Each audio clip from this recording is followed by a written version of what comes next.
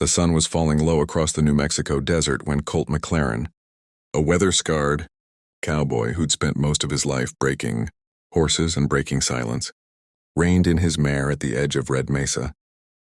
Word had been floating through the small towns, whispers about stolen cattle, cut fences, and a shadowy old Apache elder wandering the canyons like a ghost of generations past. Ranchers wanted answers. Some wanted revenge. Colt wanted neither. He wanted peace, but peace is a thing a man rarely gets to choose. As he climbed the ridge, the wind carried the smell of sage, dust, and old stories buried deeper than bones. And there, sitting alone on a flat stone as if carved from the earth itself, was an 85-year-old Apache elder, wrapped in a faded wool blanket, his long silver hair flowing like desert river streams. His eyes were half closed, yet aware of every movement, every heartbeat, every intention. Colt slowed, raising one hand to show he came unarmed. "You're the one they talk about," he said softly. The old man didn't flinch. "They talk because they don't listen," he answered. His voice was deep but fragile, like a drum left too long in the sun. Colt dismounted, choosing caution over pride. The desert was quiet, too quiet, only the cry of a lone hawk circling overhead. "Some of the ranchers think you've been cutting lines. Maybe taking cattle," Colt said, choosing honesty. The elder lifted his gaze, and Colt felt a strange stillness grip him. "A man my age does not chase cattle," the Apache replied.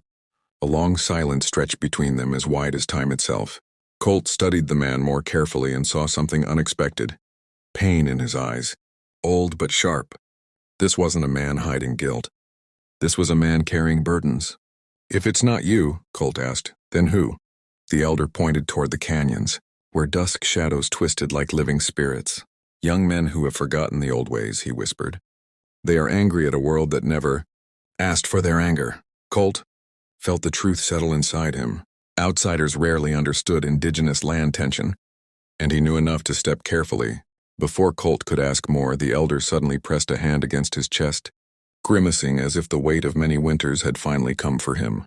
Colt lunged forward, catching him before he collapsed. There was no one else in sight. No family, no tribe. Just a cowboy holding a fragile piece of history. "Easy, old man," Colt murmured, easing him to the ground. But the elder's fingers curled around Colt's wrist with surprising strength. "My son," he rasped. "He will come. He must not find violence here." "Promise me that," Colt nodded. But the old man was already slipping into unconsciousness. With the desert sky darkening, Colt carried the elder to a small cave cut into the ridge, laid him gently on a bed of sage, and built a small fire to keep him warm. Every flicker cast moving shadows across the cave walls, painting ancient stories that seemed to whisper of warriors, buffalo, and spirits long gone. Colt wasn't sure what he had stepped into, but he knew this. When an Apache elder asked a man to stand without violence, it wasn't a request. It was a sacred charge, and Colt McLaren had never broken his word. Outside, the night deepened. Coyotes cried. Wind hissed through the rocks. And somewhere far off in the dark, Colt heard drums, slow, rhythmic, coming, closer. The first light of dawn hadn't yet touched the sky when Colt heard the sound of hooves, many hooves moving.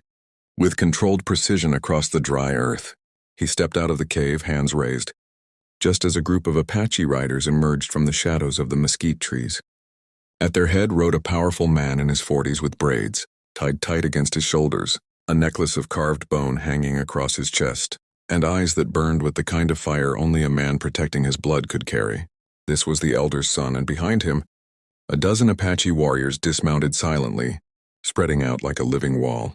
Their horses snorted and the air thickened, with tension so strong it felt like the desert itself paused to watch. The son approached Colt with slow, deliberate steps, every movement grounded in tradition and authority. "Where is my father?" he demanded, his voice low but vibrating with restrained fury. Colt met his gaze without flinching. "Inside the cave." He collapsed. "I kept him warm through the night."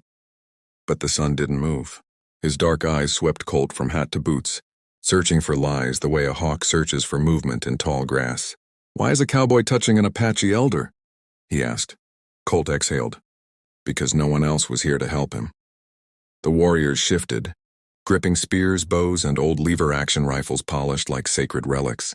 The son stepped closer. "The ranchers spread poison with their mouths," he growled. They want to blame us for every missing calf and every broken fence.